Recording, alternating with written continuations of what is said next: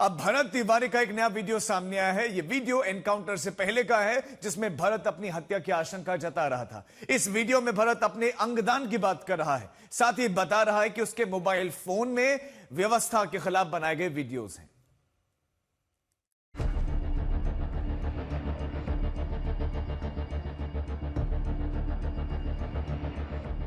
मेरी एक इच्छा और है कि मेरे इस सेल फोन को, मेरे इस मोबाइल को दूसरे मेरे जाने के बाद किसी और के हाथ में ये मोबाइल नहीं लगना चाहिए, मेरे घर वाले को छोड़कर।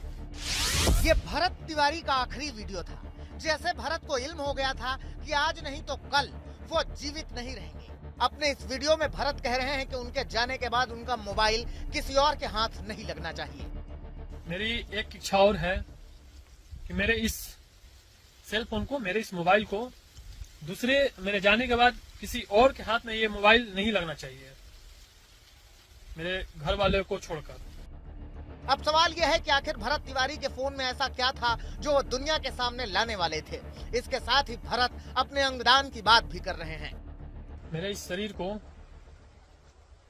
दान कर दिया जाए, इस पर सबसे प्राथमिकता हमारी देश की सेना, हमारे आन बान शान भारतीय सेना, इंडियन आर्मी को दान कर दिया जाए।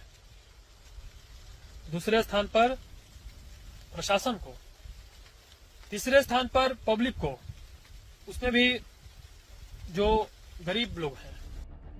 भरत तिवारी के एनकाउंटर से बिहार की पुलिस पर गंभीर आरोप लग रहे हैं। आरोप लग रहे हैं कि जब भरत ने सरेंडर कर दिया था, पिस्टल फेंक दी थी, तो उसे 4 गोलियां क्यों मारी गईं? भरत तिवारी के एनकाउंटर के खिलाफ लोगों का आक्रोश चरम पर है। हमारी मांग है कि भरत तिवारी जी को शहीद का दर्जा मिले और जो भी उनके आरोपी हैं उन पर एफआईआर दर्ज करके उनको गिरफ्तार करके स्पीडी ट्रायल कराया जाए और सजा दिलाया जाए।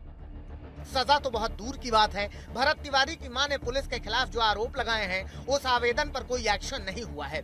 अलबत्ता पुलिस ने खुद 3 एफआईआर दर्ज की हैं, जिसमें भरत तिवारी के साथ उनके भाई और पिता को आरोपी बनाया गया है। अब पुलिस पर भी गंभीर सवाल उठ रहे हैं और जवाब के नाम पर सन्नाटा है।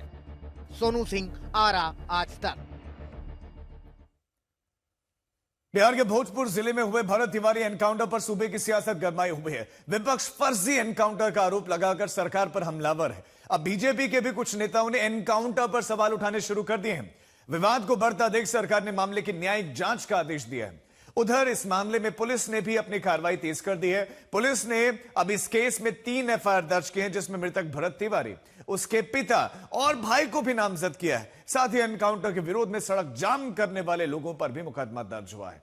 दूसरी तरफ भरत के परिजन पुलिस पर फर्जी एनकाउंटर का आरोप लगाते हुए दोषी पुलिस वालों के खिलाफ कार्रवाई की मांग कर रहे हैं।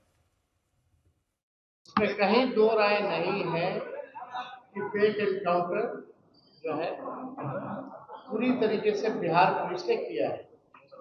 ये तय, और ये पहली घटनाएं नहीं, इससे पहले भी कई बार फेक एनकाउंटर जो है किए गए हैं, जात को देख करके भी किया गया। और यही नहीं, पुलिस थाने के अंदर भी कई लोगों की हत्या पुलिस द्वारा जो है की गई। यह जो अन्यायपूर्ण व्यवहार हुआ है पुलिसकर्मी के द्वारा, ये पूरी तरह से अन्यायपूर्ण और यह एक अत्याचार और एक योजनाबद्ध षड्यंत्र के तहत उसकी हत्या की गई है।